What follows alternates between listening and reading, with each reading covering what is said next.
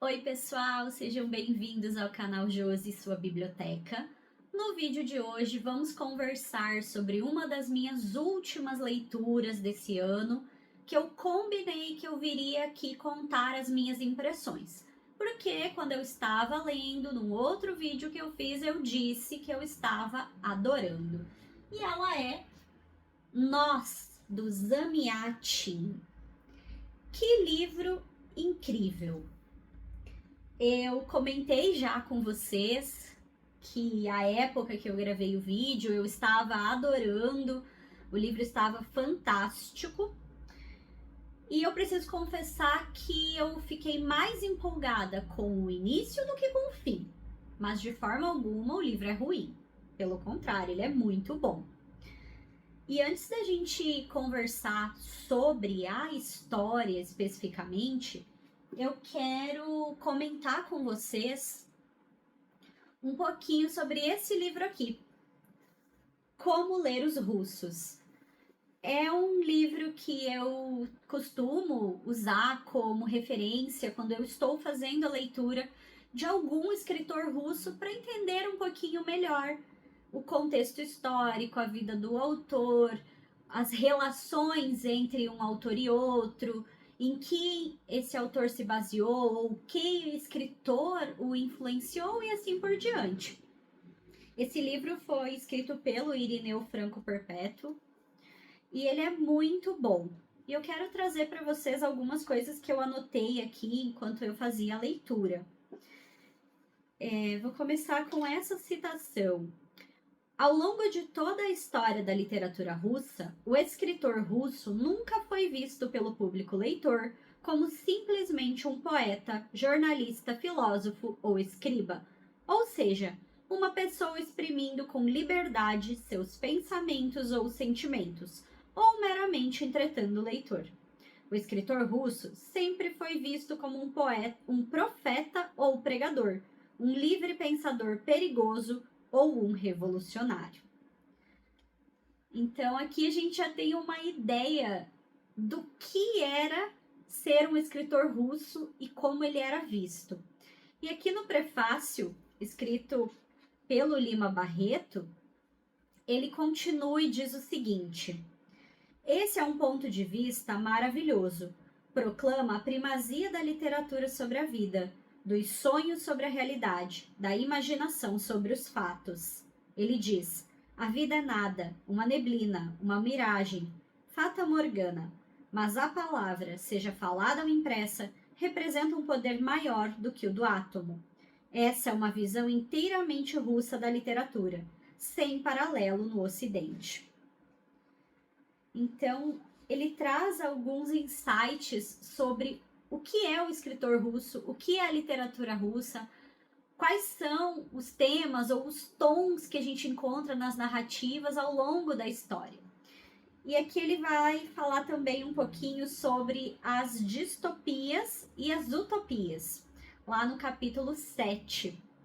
E eu já converso com vocês sobre o que ele fala em relação ao Nós do Zamiatin aqui.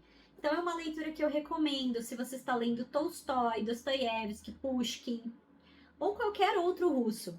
Vale muito a pena para entender um pouquinho melhor como ler esses escritores. Mas voltando aqui ao Nós propriamente dito, muitas coisas nesse livro me chamaram a atenção. A primeira delas é o fato dessas pessoas viverem todas num local e serem identificadas por números. Então, o nosso personagem central é o D503. E esse personagem, ele é um matemático, uma pessoa lógica, uma pessoa que está construindo uma integral. Não sei se, agora eu não me lembro se ele é matemático ou engenheiro, mas enfim, ele trabalha com essa parte exata. E o que ele faz aqui? Ele constrói uma integral, que é uma espécie de veículo que vai levar as novidades do Estado Único, mostrar como ele é bom para fora desse Estado Único, que é o nome do estado onde eles vivem, que é o nome do lugar onde eles vivem. E nesse Estado Único aqui, reina, governa um líder. E esse líder, ele é reeleito todos os anos. E eles chamam o dia da eleição de dia da unanimidade. Porque esses personagens aqui, essas pessoas que vivem nesse estado, eles elegem essa pessoa todos os anos, por unanimidade. Então, é muito interessante o funcionamento. Ao mesmo tempo, dá medo, porque aqui não existe diferença. As pessoas são tratadas todas iguais. Não existe gostar de uma música diferente, gostar de uma cor diferente, querer fazer uma decoração na sua casa que seja de forma diferente. Das coisas mais simples às mais complexas, as pessoas são tratadas todas iguais. E eu confesso que isso me dá medo, porque olhando para a nossa sociedade, por exemplo, nós não somos todos iguais. Nós não gostamos das mesmas coisas. E aqui as pessoas se vestem com o unif ou uniforme, todos iguais. Cada um tem um número, eles moram em blocos de apartamentos, todos os apartamentos são de vidro, ou seja, todo mundo vê o que todo mundo está fazendo o tempo todo, exceto na sua hora privada.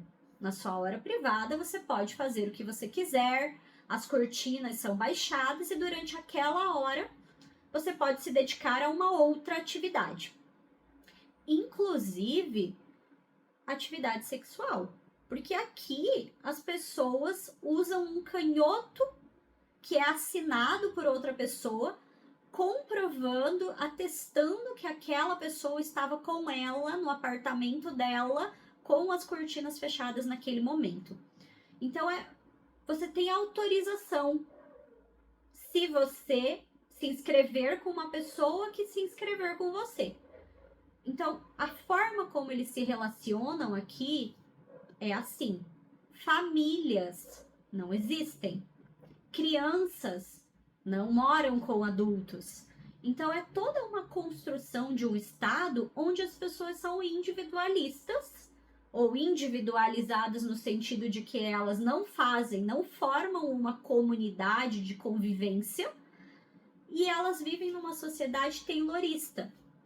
Ou seja, tudo tem tempo determinado para ser feito. Hora da caminhada, hora do trabalho, hora de acordar, hora de se alimentar. Todos fazem tudo ao mesmo tempo, no mesmo momento. Cada hora é definida como se o ser humano, embora seja identificado por número, quisesse fazer sempre a mesma coisa naquele horário todos os dias. Claro que existe a rotina normal, mas aqui não tem uma rotina de escolha. Tudo é ditado pelo Estado Único. Tudo vem da organização do Estado para que o benfeitor possa reinar. E aí nós temos também os guardas, pessoas aqui que são responsáveis por observar se tudo está funcionando de acordo com o que deveria. Então, as pessoas não podem se esquivar de fazer as coisas. Se elas se esquivarem, elas precisam comprovar por meio de um atestado médico que elas estavam doentes e por isso não foram trabalhar, por exemplo. Então, o livro traz muitas reflexões interessantíssimas. Eu gostei bastante. Mas, aqui vem a situação. O final me decepcionou um pouco, porque eu tive fé no D503. Conforme eu avançava na leitura, a minha fé nele ia aumentando. Por quê? Porque ele teve a oportunidade de ver um outro lado a partir do momento que ele conheceu a I-330. E quando o D513 ele conhece a I-330, ele conhece uma personagem que eu poderia descrever como subversiva. Aí não é alguém que se submete às regras do Estado Único de forma integral, total. Pelo contrário, ela busca subterfúgios, ela busca formas de viver aquilo que ela quer. Então, ela fuma, ela bebe, ela falta ao trabalho, ela vai se moldando de acordo com as vontades dela. E eles se conhecem numa casa antiga, né, que é tida como a casa antiga, que é uma espécie de museu, assim, o que restou do mundo antigo, que se faz esse contraponto ao longo do livro também. E essa casa, ela está localizada lá próximo do Muro Verde. E é nesse espaço que a I e o D, eles se encontram, que ela mostra para ele outras possibilidades, porque na verdade aí ela faz parte de um movimento que quer fugir desse estado único, que quer usar a integral para escapar dali e formar uma sociedade diferente, tirar as pessoas dali, enfim, recomeçar em um outro lugar. Então, ela tenta convencer o D503 a fazer parte deste projeto. E o D, como está fascinado por ela, como eu já comentei, ele acaba fazendo algumas coisas. Ao mesmo tempo em que ele faz essas coisas que ele é convidado pela I para fazer, que ele atesta que ela estava com ele em momentos em que ela não estava, ou que eles compartilham alguma bebida, por exemplo, e isso até fica mais claro no fim do livro, quando a gente lê o pós-fácil, porque tem momentos em que a gente tem a sensação de que o que ele tá falando não tá fazendo sentido. Então, a gente observar que, bom, talvez ele não estivesse completamente sóbrio naquele momento de escrita, faz sentido. Ah, por isso que talvez eu não tenha entendido ou que ele não tenha sido claro o que ele quis me dizer. Então tem muitos trechos, principalmente depois que ele começa a se relacionar com a I e que a história, a narrativa, ela se desenrola, a gente tem essa sensação. E o fato é que ele está obcecado pela I como mulher. Ele quer ficar com ela o tempo todo. Então ele está interessado nela e não no projeto. E ela usa todo o seu charme para convencê-lo a participar do projeto. Não necessariamente ela o ama ou ela quer estar com ele. Então os interesses deles são diferentes. Mas o fato é que o D503 ele fica refletindo sobre isso que está acontecendo, sobre os movimentos que ele faz em relação a ele contrariar ou não contrariar as regras do Estado Único, atender ou não atender os desejos, os pedidos daí, fazer ou não fazer parte desse grupo que tem esse objetivo de fugir do Estado Único. Enfim, que a história é interessantíssima. Você vai precisar ler para descobrir o que acontece aqui com esses dois personagens. A minha decepção é porque eu lá no começo estava encantada com o despertar. Acho que essa é a palavra. Com o despertar do D503. Mas depois, com o desenrolar da história, passada ali da metade do livro, se encaminhando para o final, ele começa a cair no meu conceito, digamos assim. E aqui temos também uma proximidade, uma distopia que ela é vista, que ela é tida como uma precursora do 1984, do Admirável Mundo Novo. Então ela contribui demais com aquilo que veio depois dela também. Eu já tinha lido Admirável Mundo Novo e eu gostei. E 1984 eu ainda não li, mas pretendo.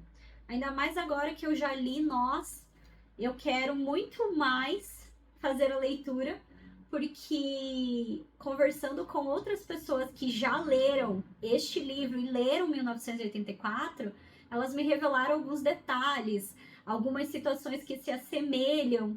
Então eu fiquei muito mais curiosa para ler o 1984 e tentar entender de que forma que o Nós se relaciona com ele.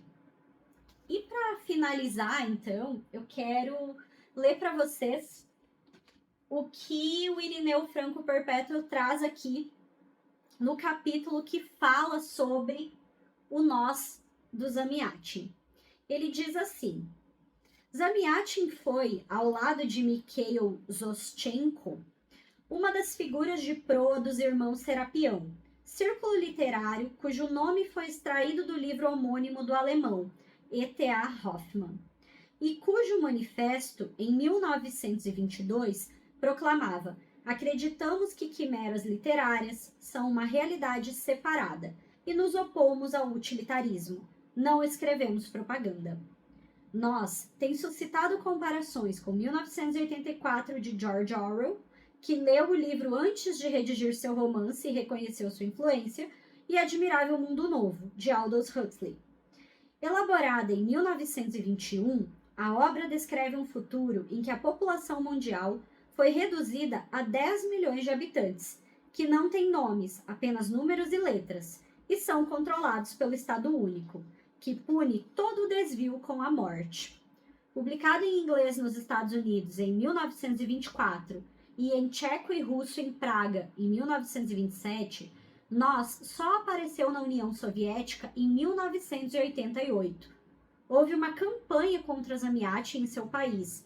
Suas obras pararam de ser editadas e em 1931, tendo obtido, graças a Gorky, permissão de Stalin, ele emigrou com a esposa para a França, onde faleceu em 1937. E aqui ele prossegue contando um pouquinho mais do que foi a vida do Zamiatin, de como essa obra foi precursora e como ela impactou em outras situações do mundo também.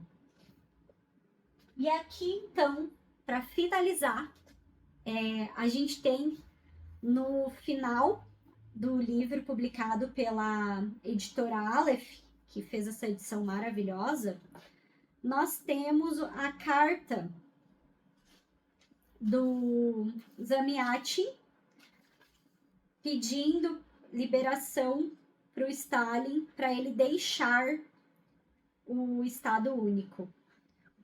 Para ele deixar o Estado Único, não, para ele sair da Rússia e ir morar em outro país. Então, aqui, bem no finalzinho do livro, nós temos essa carta a Stalin, que também é muito interessante. Então, pessoal, se vocês não conhecem Nós, fica aqui a minha recomendação. Vocês já sabem quais são as minhas impressões. Antes que eu me esqueça, se inscreve no canal, ativa as notificações para não perder nenhum dos próximos vídeos. Se você já leu, deixa aqui nos comentários o que mais te chamou a atenção, se você gostou. Eu vou adorar continuar essa conversa por lá. Um grande abraço e até o próximo vídeo.